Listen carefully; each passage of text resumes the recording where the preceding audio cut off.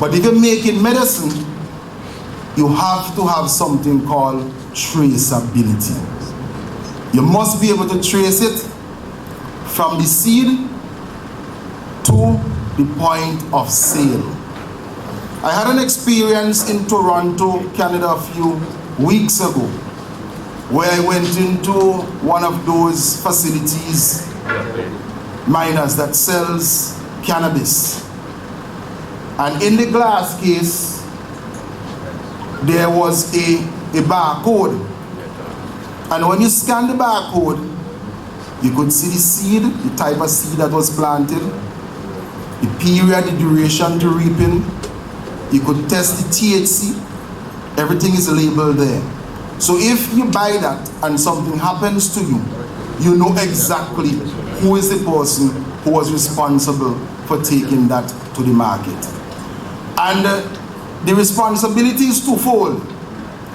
Not only do we want to know who will be placing products on the market, but if bad product goes onto the market, remember the days when we used to ship a lot of bananas to England, and you hear on the radio in the morning, you hear Sylvans to get 70% or 80%.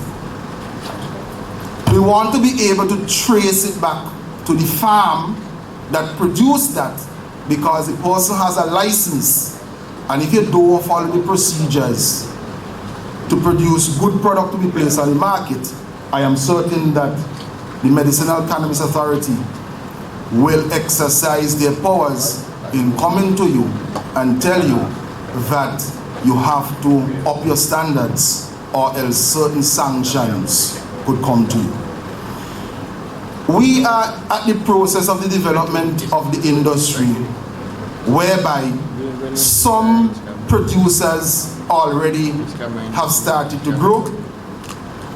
Others are going to begin the process of growing. But importantly, because those issues will be dealt with by the Cannabis Authority, importantly, I am here to address the issue of an alternative sustainable livelihood program. Man shall not live by bread alone. And man can't live by any single commodity alone. In the budget, we discussed several items and commodities that we're asking farmers in the whole country to invest in. And what we are going to do is that within the Medicinal Cannabis Authority, we are going to come up with a program of assistance for persons who want to invest in non-cannabis commodities. And the reason why this is so important is this. You could produce all the cannabis you want in St. Vincent and the Grenadines. If you don't have a ready market for exactly what you produce, you're going to have it on your hand. And I'm speaking specifically to traditional cultivators and persons who are into cannabis agriculture. What we want to advance is this. As we build a modern medicinal industry in St. Vincent and the Grenadines, persons who are involved in production must look at many different types of commodities. I had a conversation about 3 weeks ago with several companies in Canada. Mushrooms for medicinal purposes is a new and emerging market. We have a list of commodities in our country which can be used for medication, but they have not been developed. And just like how we have to have a seed to sale program for cannabis, if we are going to export turmeric and we're going to export it as a medicine, they want to know where it was grown, how it was grown, what went into it, who produced it. Therefore, that is going to impact on the price. So, in short, what I want to underscore is this. Not because you are a traditional farmer planting marijuana for the illicit market, or not because you have applied and gotten through in cannabis to grow cannabis in St. Vincent and the Grenadines. I don't want us only to be focused on the production of cannabis. We have to produce other things. If you're into horticulture, which is the growing of flowers, and there's a market for that, we want you to expand the production of that to be able to satisfy not only St. Vincent and the Grenadines, but other markets, and to reduce the imports. I don't want persons to get the message or to think that we can plant up the whole of St. Vincent in weed and there's somebody there waiting to buy the whole production of us at once. It is a medicinal industry that we are building. The issue of the amnesty, I want to deal with that because I don't want to leave that for the MCA to deal with. There are two companies right now that have sent in a request for amnesty material. The final document as to how the whole amnesty process is to take place, all the regulations, it's completed by the consultant from Jamaica, and it is before the cabinet tomorrow.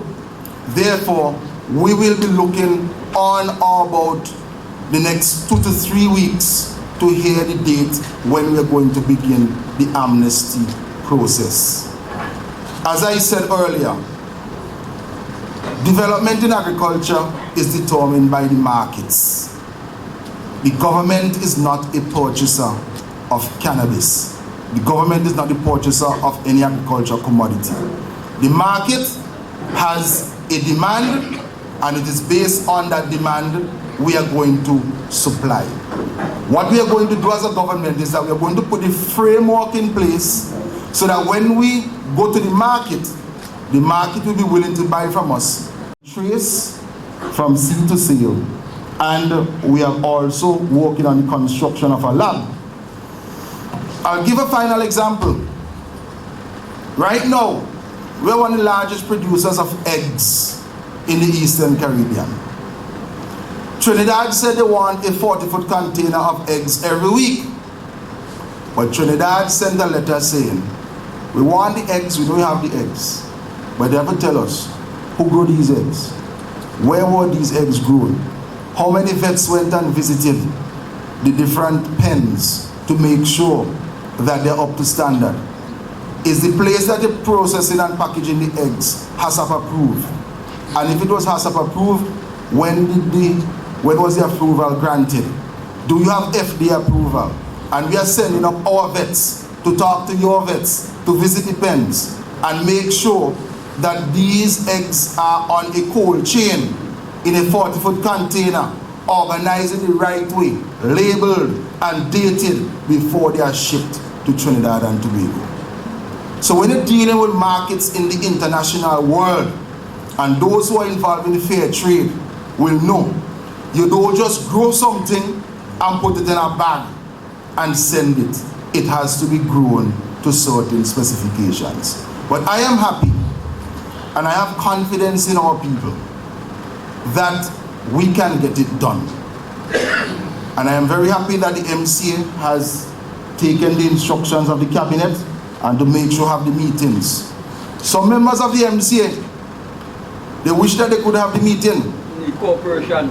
Because some people at the MCA don't want when they talk, a brother will shout out corporation, they're afraid that. But I want this open session to be lively. And as we said, we need a corporation. But I don't want when persons leave here, they go down on the steps. And it's only when they go down the steps, you start to say this and say that. Say it in the meeting. If you don't want the cameras on because you don't want you to be recorded, ask any questions. But I am confident, Gerald, that with the turnout this afternoon, there's no other country in the Caribbean could have a turnout like this at such a short notice. It shows that we are ready to move forward. And if they are ready, you have to be ready very much.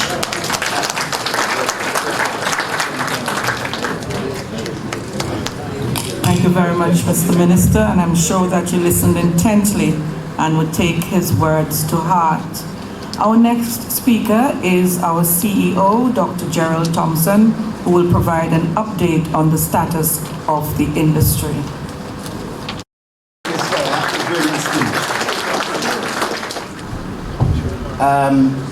Look, once again, I want to express a very warm welcome to everybody.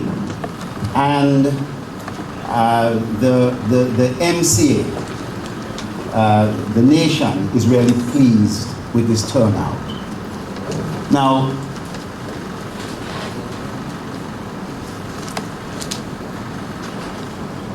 what we're trying to do is to create a successful cannabis ecosystem, as we call it. And I'm going to be talking briefly before our featured speaker in terms of what we have achieved. Where do we want to reach? But I want you to understand that planning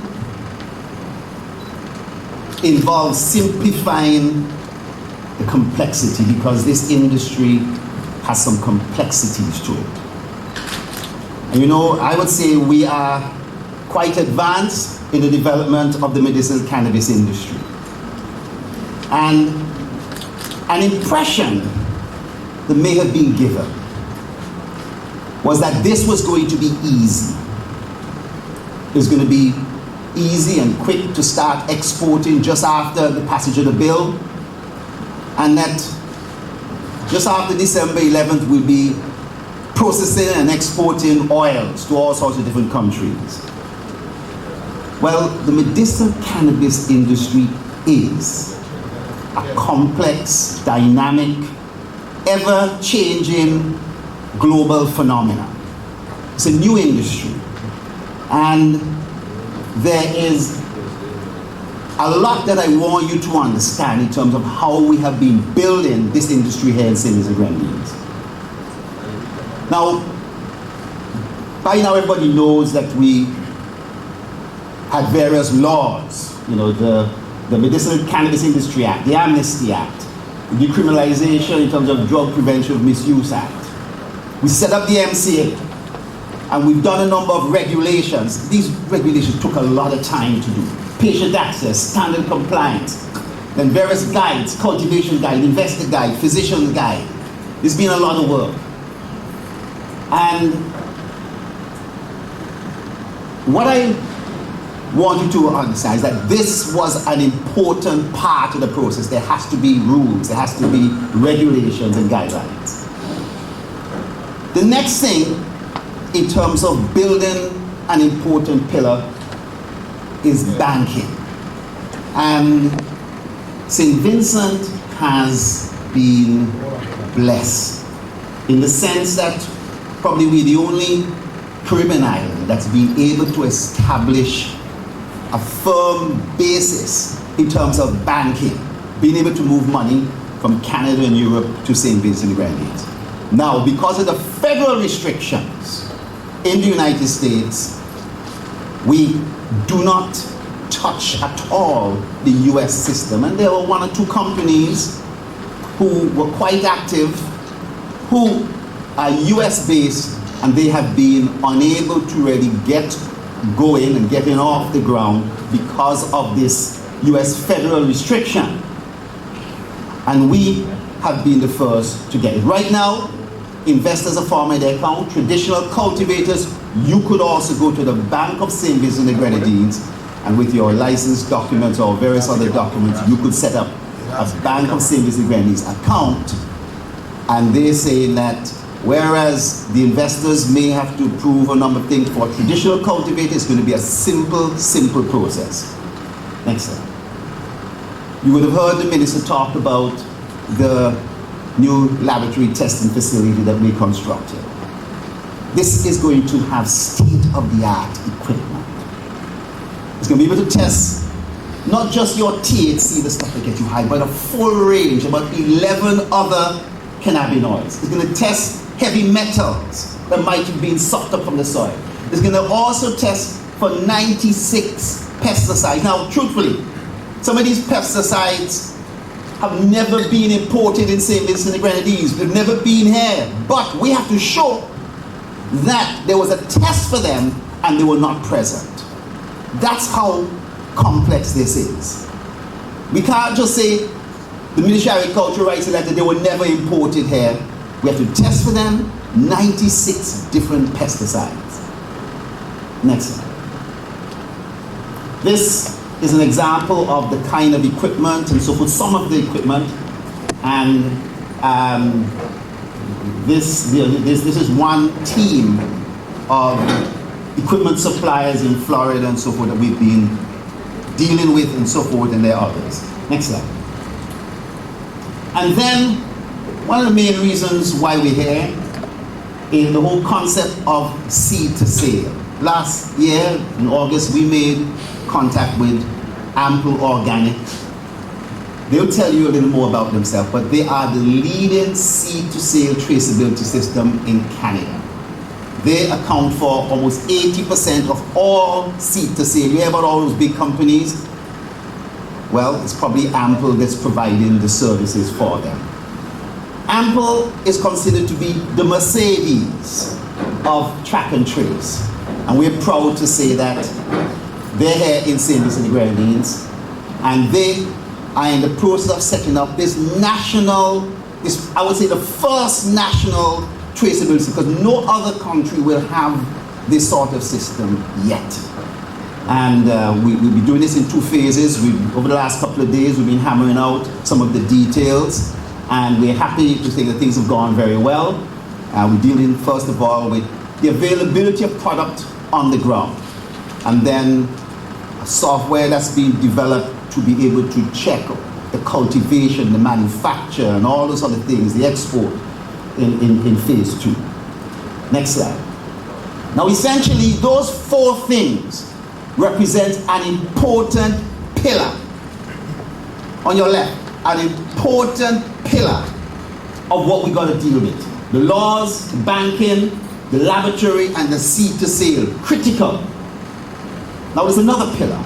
That is what's there within the MCA. Our licensing regime, in terms of, with every license, there are terms and conditions of your license.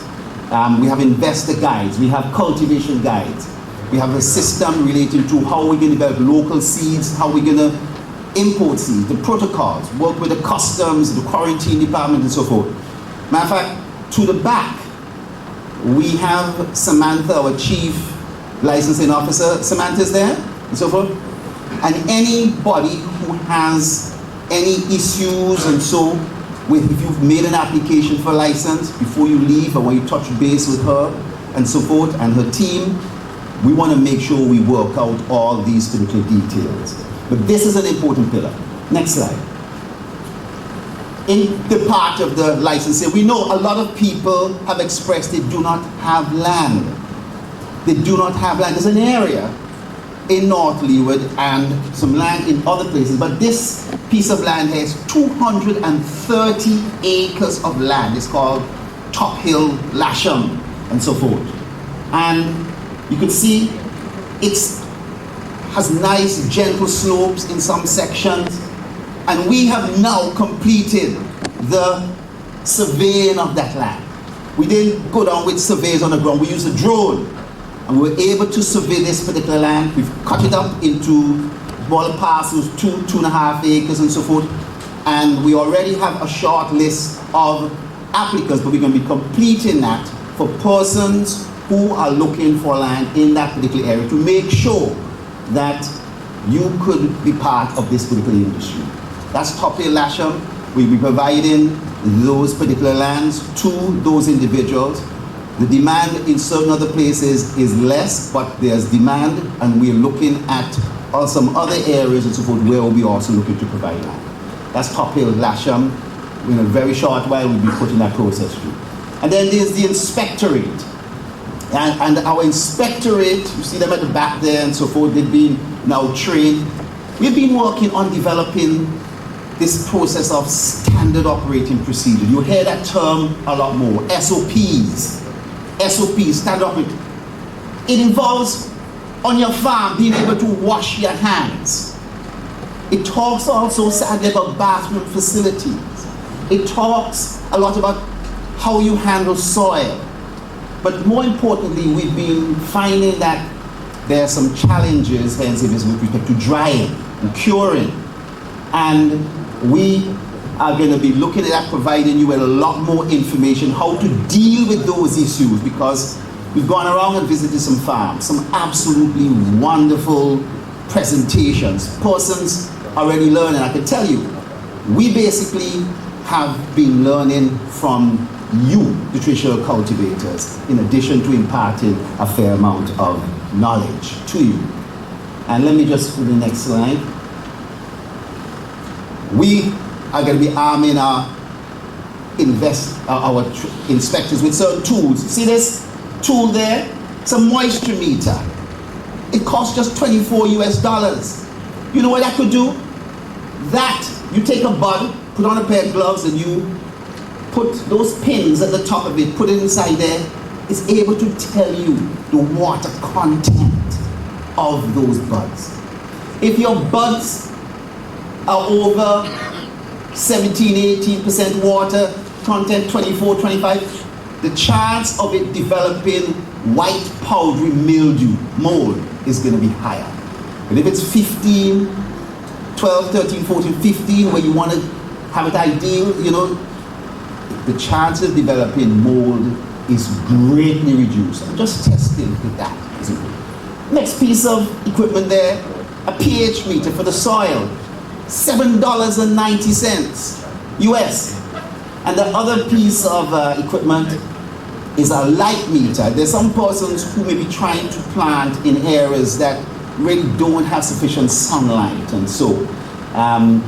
Or some persons, the breeze, I wouldn't say wind, but there's a lot of wind, you could say. And those sort of instruments as well. So we're going to be getting this and coming to the farms and so forth. But these are things that you could obtain too. Now, I'm not going to tell you the MC is going to distribute one of these to every single farm. I'm not saying that. But clearly, these are things that we will tell you a lot more about so that you will be able to use these on your farms. Next slide there. And then you'll be hearing a lot about these two terms. GACP standards, Good Agricultural Collection Practices. We've been doing this lecture series. Dr. Gordon through.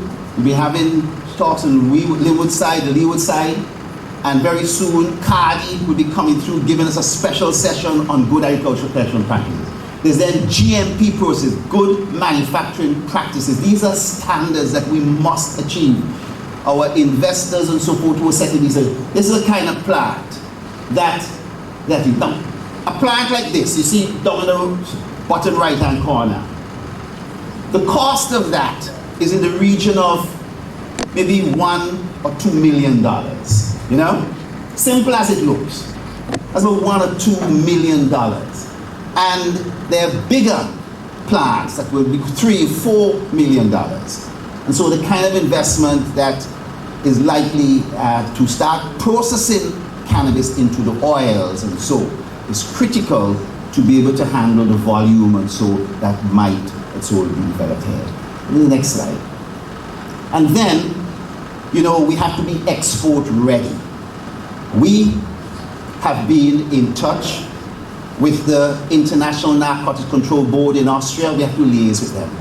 We're in constant communication with them.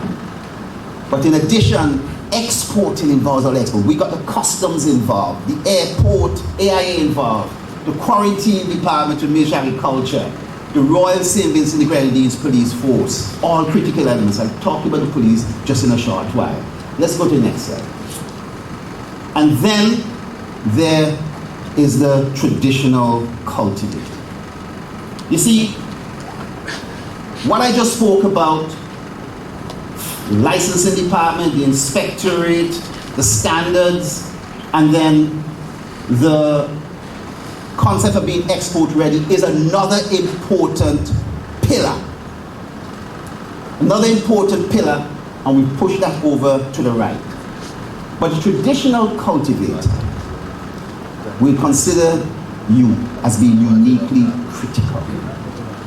highly experienced, a willingness to learn, and a willingness to teach.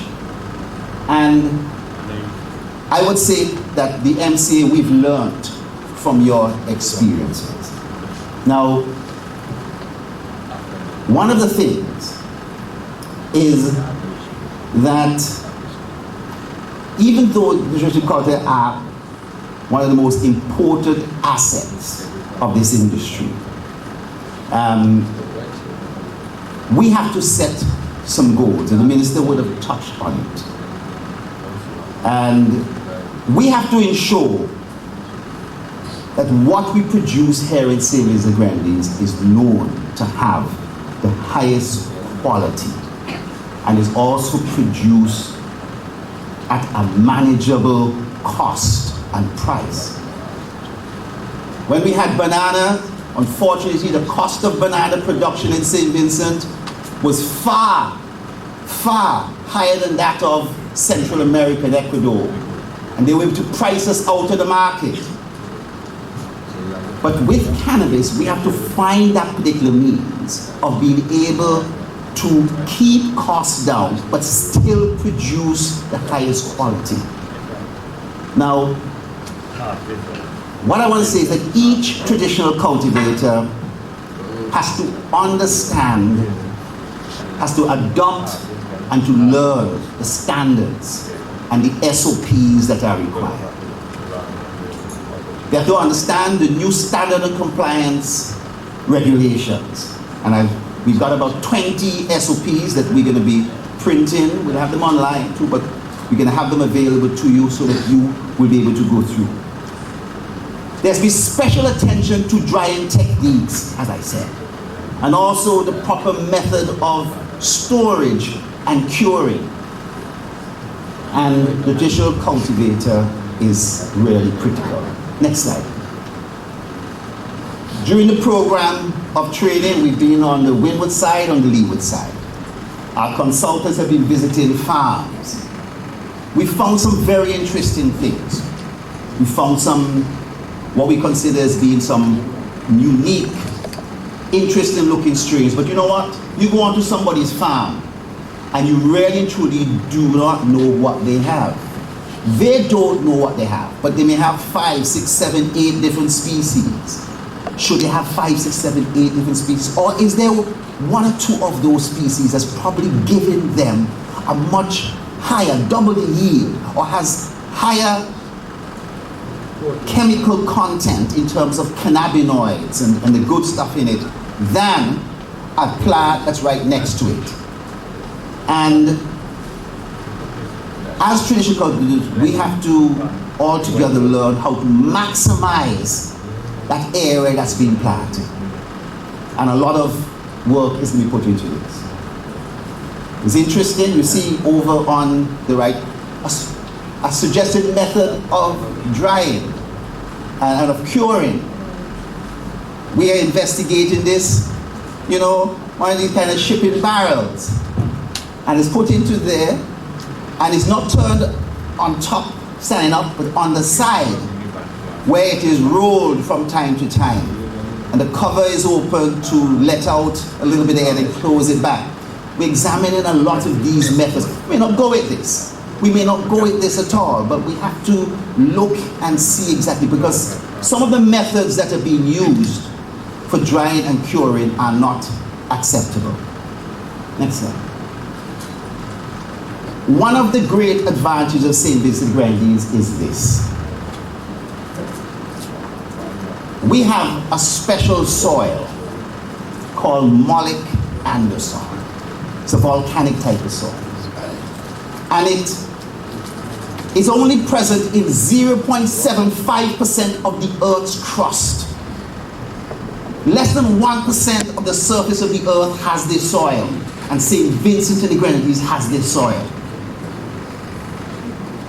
High in phosphate that makes things grow is ideal for planting cannabis. And you notice in St. Vincent there, I haven't marked it, but it's there in red, the red circle. Next slide there. We have an abundance of sunshine. And everybody knows about long days, but it's the hours of sunlight. Next slide. And water, in terms of clean water. We are going to be working with CWSA to look at streams, rivers, the water sources, to make sure that they themselves are not contaminated, and that if they're used, that they won't affect your particular crop. And we should be setting up a protocol and so forth in terms of dealing with that so that we can have effective use of water. Next slide. And of course, this establishment of this ecosystem involves the traditional cultivator, the type of soil, our water availability, in terms of additionally the research that we are now embarking on and being export ready, and it's offshoot into tourism. Next slide. Now, what I want to say, somebody may criticize me for mentioning something like this at this forum, is that we recently had a high-level meeting with the Royal St. Vincent and Grenadines Police Force, and they would have confirmed that the recent raid that was done on a farm, I see him present in the audience, did not originate or was approved by the police. And our own independent investigation by the MCA discovered some serious questions which must be asked of the persons, or the person who is the loudest accuser in terms of who may have planned this rogue action and what we consider as being simple political mischief. Now, I say some people may ask why I would bring up this talk in front of our guests. The minister said it, that I believe as a people we must speak out, we must stand up for what is right and ask certain persons what they know and when they knew it. Now, I'm glad that the minister would have mentioned the amnesty. I know that this is now before the cabinet, and whereas in the past, some of the major players we had expected were held up because they were US based and they could not really start up their operation. I'm really hoping that within the next, well, after this cabinet meeting, we will have some clear directives in terms of where we're going. But I want to say, as I pointed out 3 pillars, I want to point out a 4th, and that pillar is about leadership. I once again want to congratulate the minister on, he hasn't given you the details, but what I would consider as another successful trip to Africa, for his leadership and his vision. This seed-to-sale system that we are looking to develop as the first nation to put up a national system is something that is going to be needed by other nations in the Caribbean, other nations in Africa, other nations in Central and South America in order to get it done right. I believe that we have selected the right partner in Ample. I want to thank Tom, for working with us on this. And I want to assure the minister, I want to assure you as the traditional cultivators, and I want to assure the nation that the MCA is up to the job. And that medicinal cannabis is a national issue. It's a national effort, devoid of politics and personal influence. And I want us all to continue to build this industry, try and build this nation, and bring the benefits to all. So with that, I want to thank you very much, and I really look forward to hearing from our guest, from Ample, and hopefully we'll have a really educational time today. Thank you very much, ladies and gentlemen. Thank you very much to our CEO, Dr. Gerald Thompson. Our featured presenter will now present on best practices in medicinal cannabis cultivation, record keeping and traceability is Tom Ritchie. He is Vice President of Accounts and Education at Ample Organics, a leading provider of cannabis business solutions, including Canada's premier seed-to-sale software platform. With nearly a decade of cannabis cultivation experience and regulatory knowledge, Tom works closely with the industry's leading licensed producers of cannabis. He has advised on best cultivation practices in Jamaica, Colombia, Australia, and throughout Canada to assist in the development of processes and training programs.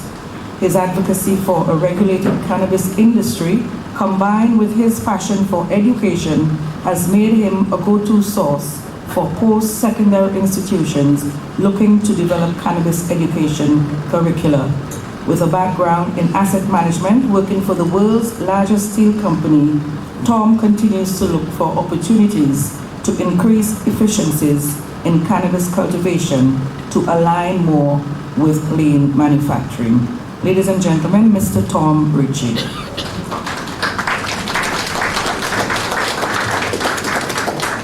Took a second. Thanks for having me. I appreciate the invitation to come and speak from the MCA, the great people of St. Vincent and the Grenadines. It feels like I've been here a month, and I've been here 2 days because they have us in such tight meetings constantly. And it's exciting, but I haven't had a chance to see the beautiful beach yet. Hopefully I'll get there, if they allow it. I think I have some fellow Canadians in the room today. No? No one? Okay. Again, thank you for having me. I just first want to say that I'm not just a technical guy. I only joined the technology industry only 2 years ago. And we can go to the next slide, Mr. Black.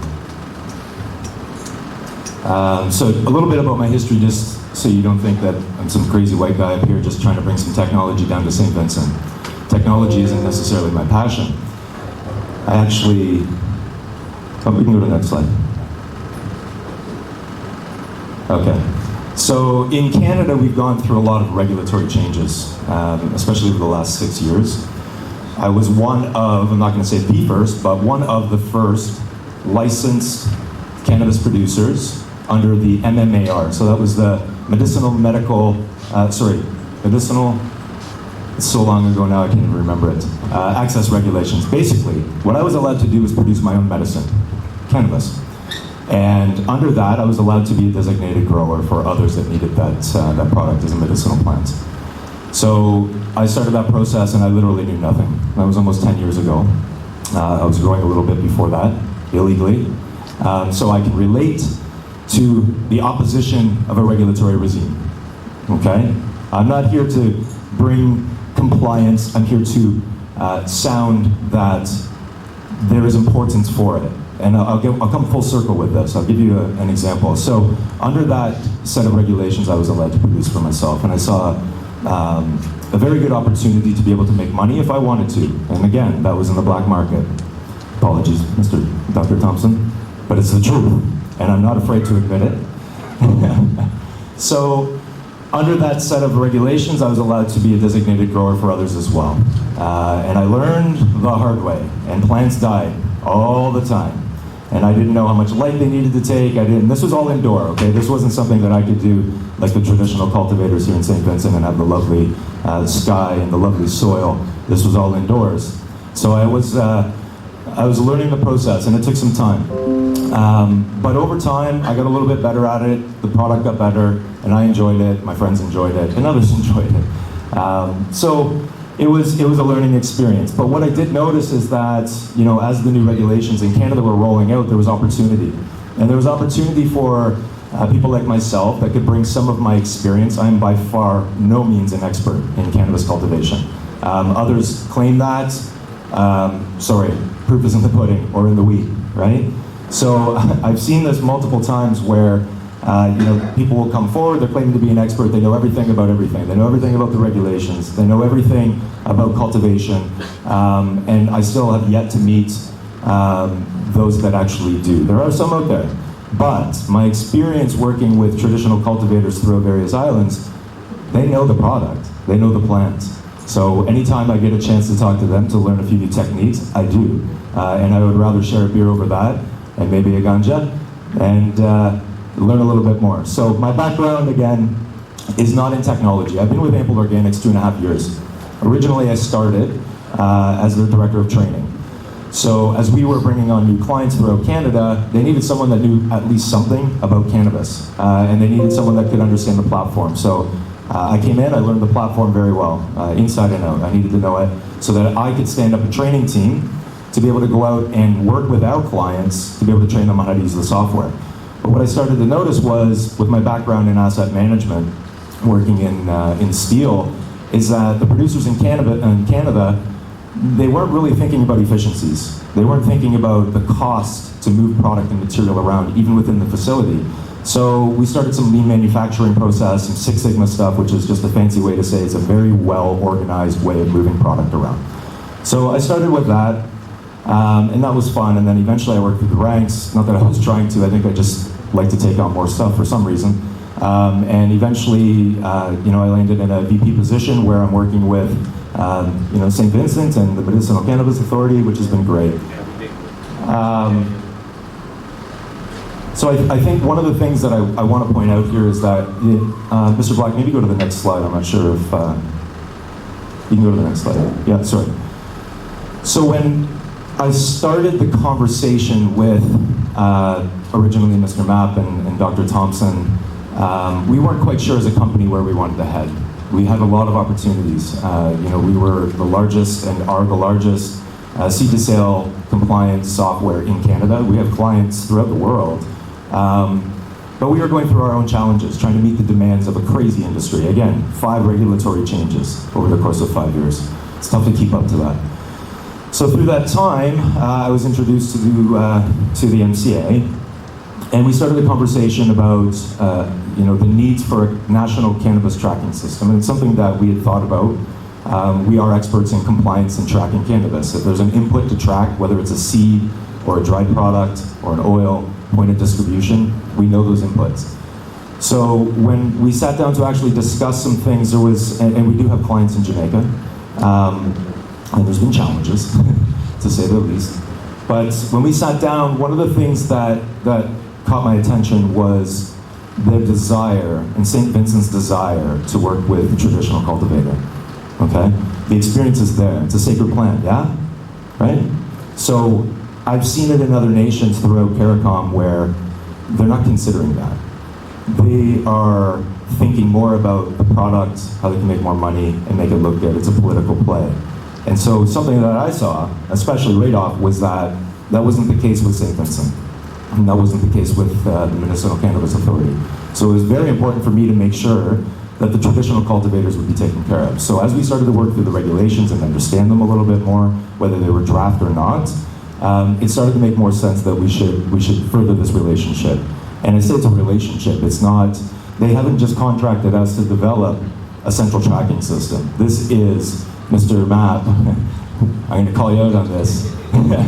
WhatsApping me at 11:30, 12 o'clock at night asking simple questions, and that's okay, because this is a partnership. This isn't us just developing software to roll out to make it more difficult. It's on the contrary. We're actually trying to roll something out to make it easier to track the product, easier to prove that it's safe for export. That's what it all comes down to. So in this discussion, I'm not going to get super deep. I know that you've been going through certain trainings when it comes to good agricultural practices and the collection of product. But I just wanted to highlight some of the areas and the importance of them and why they make sense. Good agricultural practices, there's certain a guideline, if you will. And there's lots of information out there. But in this presentation, I'm just going to go through the general principles, the actual good agricultural practices, collection practices, post-harvest, super important, and then I'll conclude on that. So the introductory concept, so it's really just a set of guidelines. So you heard Dr. Thompson talking about SOPs, standard operating procedures. These are the base or the foundation of which to operate. These are what give you a guideline to make sure that the product you're producing will meet the demands of the market outside of St. Vincent, because there is a global market for the product, right? The purpose of the GACP, or Good Agricultural Collection Practices, the guidance to cannabis growers, and it's stringent. And I put a boa constrictor up there because it continues to get stricter and stricter in some cases. You end up with one test or one product that ends up in a consumer's hands that was unsafe, it's going to get more strict again. So we, as cultivators, because I am still a cultivator, we need to do our best to make sure that the product that we're sending to someone else to be consumed is safe. And it's not so much safe. We've been consuming cannabis a long time, yeah? But there are regulations that require the safe product. And it could be, 1 in 1,000, 1 in 100,000, but one person gets ill, and then it's going to make it tougher for us. That's what it comes down to. So when it comes to ample organics and our primary focus, which is seed to sale compliance, we've worked and had discussions with certain investors throughout the island. As Dr. Thompson said, we are the Mercedes-Benz of cannabis compliance and seed to sale. And we understand that we are a premium, when it comes to seed to sale, we are a premium option. There are other seed to sale companies out there, which is fine. There's competition. Competition could be good. But really what we do is we track all the product through the various stages, and I'll go into that a little bit more. But when it comes to GACP, we're really focusing in on, and everything is important when it comes to cultivation, but some of it where I've seen it throughout my travels is when it comes to collection. That is the most important aspect. Because it's easy to run around the field, chop the plant down, and let it fall, you go around, you pick it up, and start the drying process later. But any contaminant that enters that bud is then something that's going to show up on the tests, whether it's soil debris or insects, not having clean hands, whatever that might be. And you would think, well, that's, I've been doing this forever. Me too. But it shows up. These tests that they run, they go down to parts per million that you would never even believe when it comes to testing. So the general principles, for some reason it's not displayed properly, but hygiene is, and I don't mean just personal hygiene, I mean hygiene around the fields, hygiene throughout the rows, making sure that you're not bringing in contaminants of any sort into the field whenever possible. I get it. You're going outdoors, it's not easy, right? Birds fly by, you know what happens with that. I get it. And then proper identification. We need to be able to identify the plants that are going into the fields, because from any starting material, whether that's a seed or a cutting, a clone, whatever process or practice you might have, we need to be able to identify what it is so that when it becomes a dry product that ends up getting packaged, we can track that. And then we can track that, and if there was a recall or an issue in the future, we are able to come back to the point of origin to correct. And in most cases, it's not that there is necessarily even a problem at the cultivation level. It was identified, they want to know that it can be traced.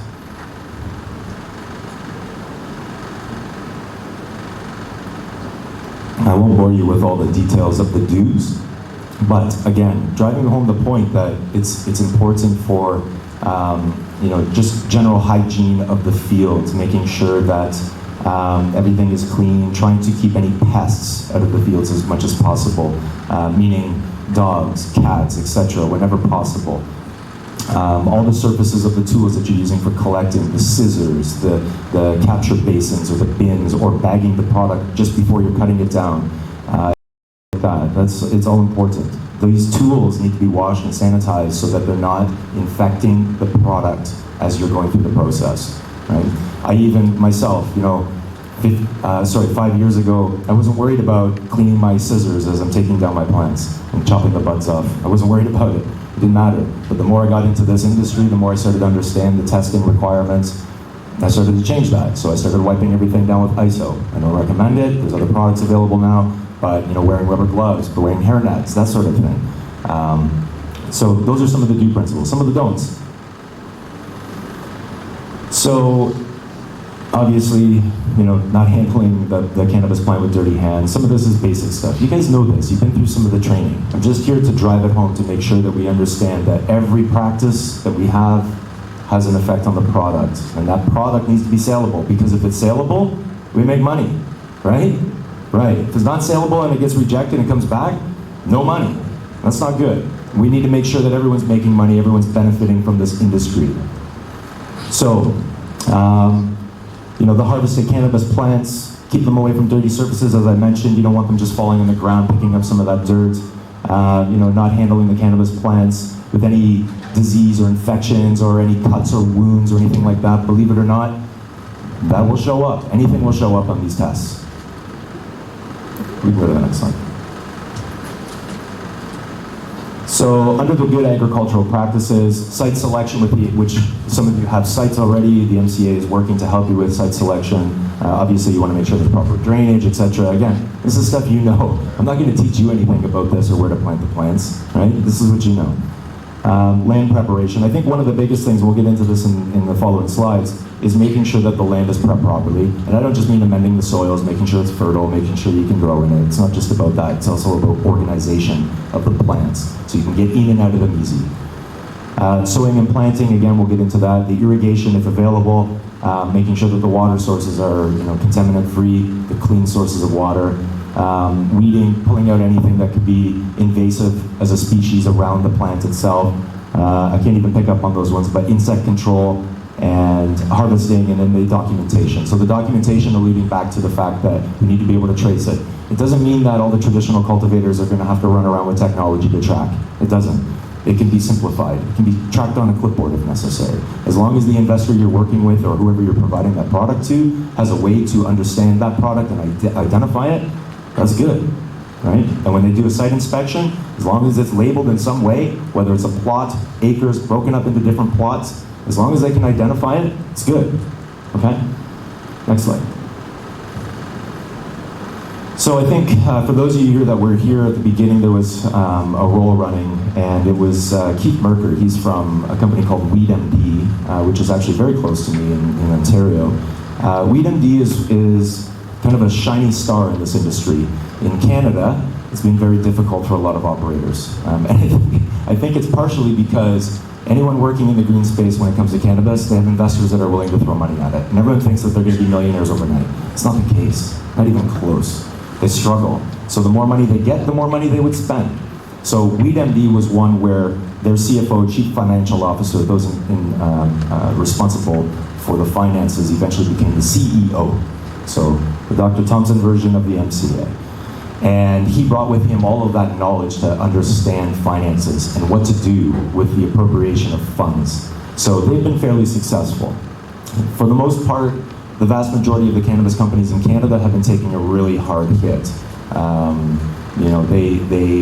There just isn't investor security there. The mindset has changed that this is going to be the year that you'll see certain companies crumble. And again, it comes down to understanding your processes, understanding what you're really good at, and only spending where necessary, right? But following the regulations, especially in Canada. Follow the regulations. We've had companies that they've had their licenses pulled, they'll no longer make any money. All the investors that have sunk millions of dollars into these companies, they're gone. They won't make it now, right? So these pictures that you see here, sorry, was there a previous one there, Mr. Black? Okay. So the role that was running at the beginning, WeedMD embarked on a new venture this year last year now, 2019, where Health Canada, I worked with them and did some advising where they could allow outdoor growing. And I think most of the information was conflicting that they were getting at the time because they had investors and producers that only wanted to be able to do outdoor grows. So they needed an unbiased opinion. And I have a very biased opinion, but I kept it unbiased when it came to working with Health Canada. So WeedMD planted, I think it was 26 acres as a test. And some of these photos, what you'll see is it's very organized, right? So And it's organized in such a way so that they can identify, that they can get between the plants, but they also understand that the spacing of the plants is important because the plant takes all of its signals on what to do from the sun, right? So if I'm too close, I'm gonna go straight up. If I'm spread out, maybe I'll spread out a little bit. So some of the photos that you would have seen earlier were of Weed MD understanding these principles. Their chief cannabis officer, which is a funny made-up title, is a friend of mine. He's been around a long time. If I were to look to an expert, he would probably be one of them. So they had a successful harvest this year. They had the right spacing, and the buds were beautiful. The colas were huge, just beautiful product. And it tested and it cleared, so that's good.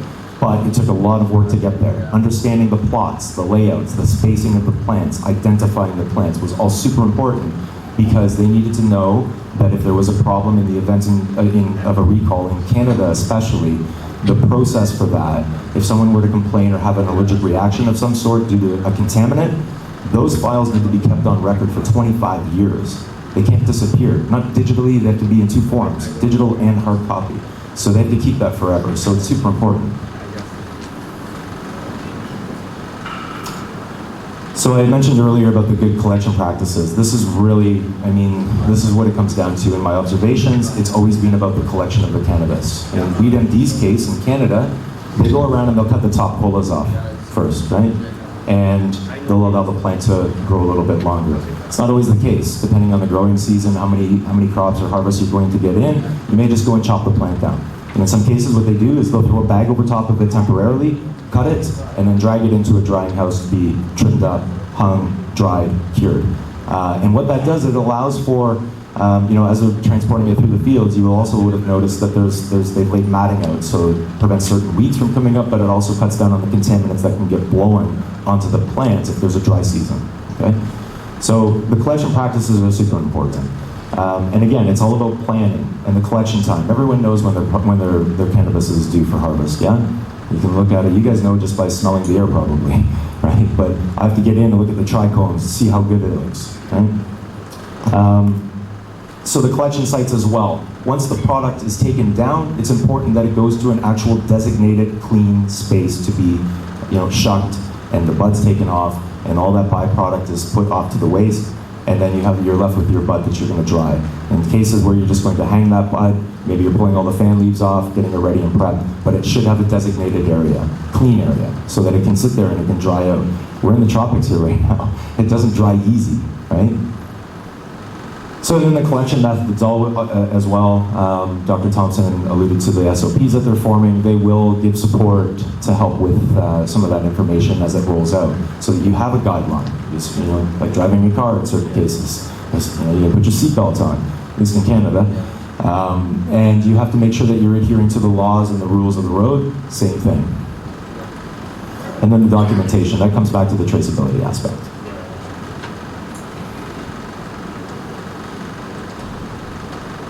So under GACP, we also look at the post-harvest process. So the transportation, I talked about bagging it, getting into a dry house. The processing site itself, making sure it's clean and sanitary. The primary sorting, so going through, understanding, are you just going to hang it immediately? Are you going to sort the buds after they come off? What are you doing with your byproduct or the biomass that's left over? It can be processed. There's certain processes that will take that and also use that as a material as well to process into oils. Washing, making sure that the areas are taken care of before and after. And it doesn't matter if the area was clean 2 months ago and it's hermetically sealed, you've closed the door, before that plant goes in again, during the drying process, probably needs to be cleaned again. So then, drying and the sorting, and then eventually you get into the packing. And based on the regulations within St. Vincent, there's certain criteria for that. But really it comes down to making sure you, yourself, as a traditional cultivator especially, have a perfect product going out the door that can be traced. So under record keeping and traceability, the transportation for processing site, this is, certain areas that we keep an eye on. Sorry, this slide doubled for some reason. Let's go to the next one. Okay. So with our seed to sale, I'm not going to get into that. Sell anyone that product. If you wanted to talk at some point, that's fine, but it's not why I'm here. So what we track is, we track the location and the stage. So we start, in some cases, I've got a messed up slide here again, but we'll track every stage from seed all the way through to sale. So as those plants are maturing, they're going through their cycles and the vegetation and the flowering stage, eventually going to a harvest. We track all of that so that in our case with Health Canada, they know exactly how many plants are in what stage of development and when. So these are the types of principles that we're rolling out and working with the MCA with, that they can understand how they can do it with the minimum amount of effort, with the most effectiveness.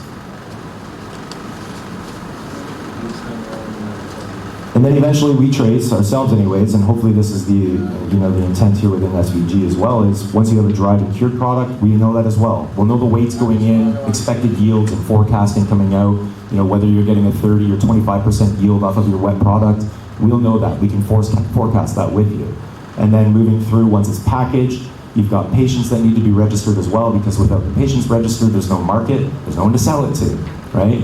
And then eventually it's ordered and shipped, whether that's import, export, whatever's going on.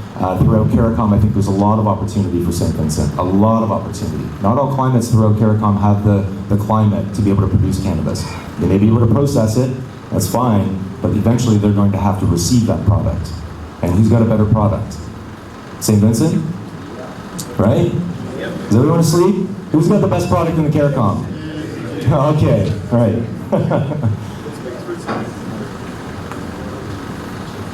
This is just a silly little, yeah, we can do that, yeah. So really what it's coming down to is the patient or the client, making sure they're satisfied, right? Everyone's bought some product they didn't like at some point in time.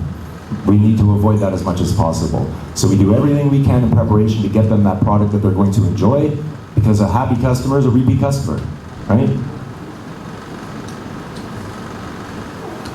So there'll be certain requirements, under the regulatory framework, that reporting has to be done back to the Medicinal Cannabis Authority. These are just some of them. So, whether it's the inventory, current or historical, the plants and the seeds, the bulk lots, meaning the bulk cannabis that's on site or about to be on site, whether it's fresh or it's dry or it's processed.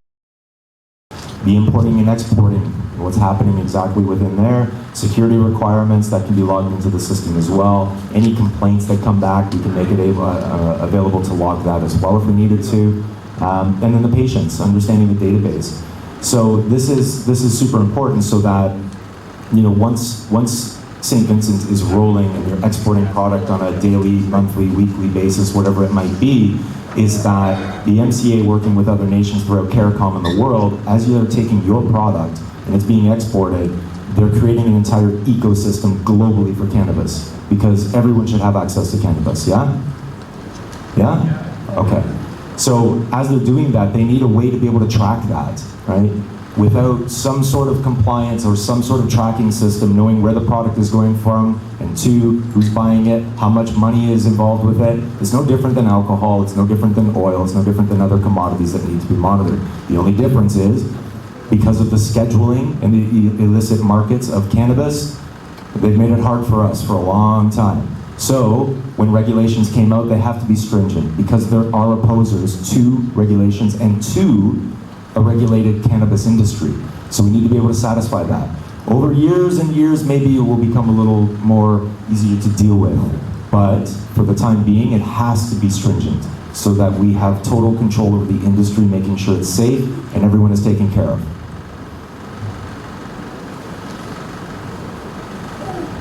So it can be complex traceability, but we provide a complete traceable product. Again, not here to sell anyone here anything. Just want to add to the value that we're bringing to working with the MCA. I have slept, the least I've slept in the last 3 years in Canada in the cannabis industry. I've worked in marketing, I've worked in steel, I've worked in a lot of industries, and these are 18, I kid you not, 16 to 18 hour days, 2.5 years straight. Vacation, this is my vacation right now, I guess, if I'm allowed to go to the beach at some point. But it's all in an effort to make sure that we have a global cannabis industry. If I leave any legacy behind and can say I've done anything, It was to say that I was involved with the cannabis industry, taking it globally, and making sure that traditional cultivators through SVG and other CARICOM nations have that product available to the rest of the world.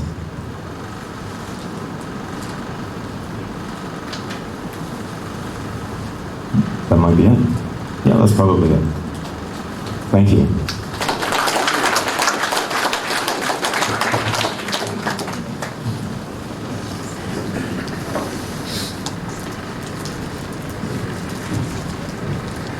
Very much, Tom. You can do better than that. Give him another round of applause. So 19 of our staff members recently completed their online Ample courses, and they're now TEAL certified. The course covered the functionalities and practical application of a seed-to-sale system encompassing a number of modules. The graduates are, and we'd ask Tom to present their certificates, starting with Aluka Brown,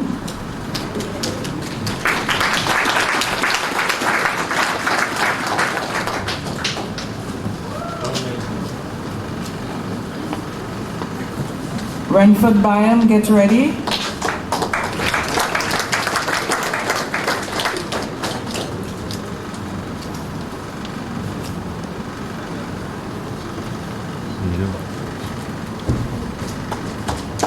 Derona Burke,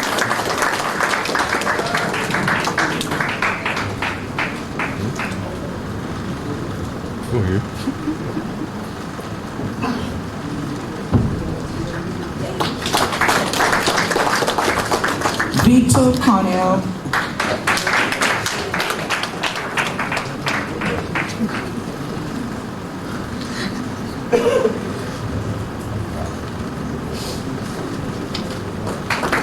Rhea Edwards,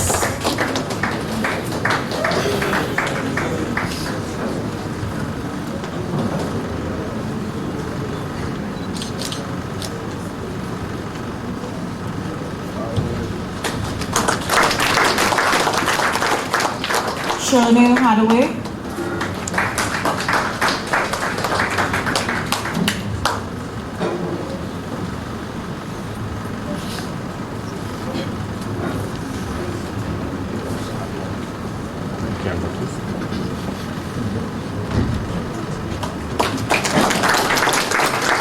Stephanie Ince,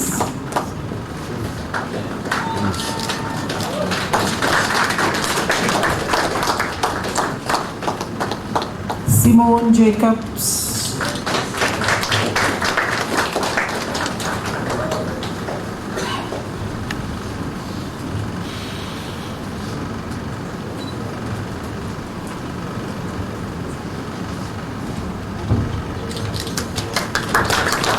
Cyril Mapp, our Chief Operating Officer,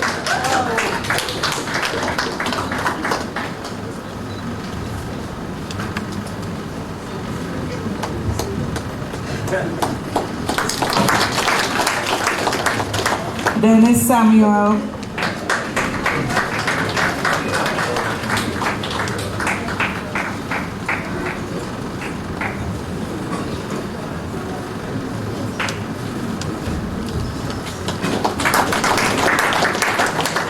Osa Samuel,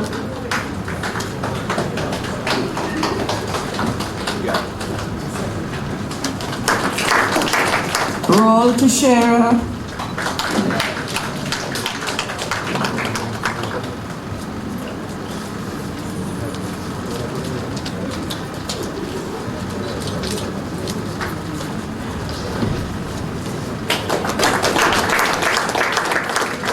Melissa Wiley. Is Melissa here? Okay. All right, Fiona isn't here either, so that brings us to the end of that part of the formalities. We'd like to invite the Chief Licensing Officer in Samantha Phillip to do a presentation on procedures for establishing a bank account for licensed traditional cultivators and workers. Ms. Phillip.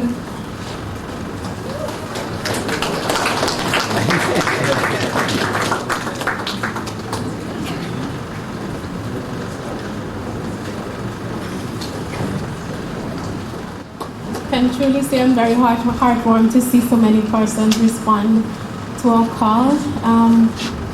Like the minister mentioned, or was it the CEO that we're definitely ready for business?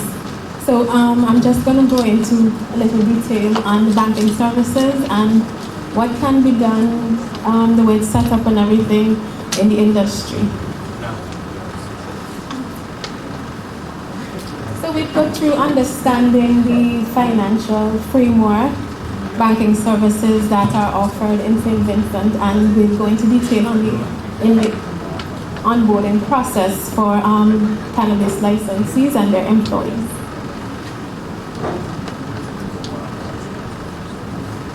So cannabis, as you may well know, is federally illegal in the US despite progress that has been made by various states and on different forms, different species of cannabis. But overall, cannabis is federally illegal in the US. That is cannabis that has THC of higher than 0.03%.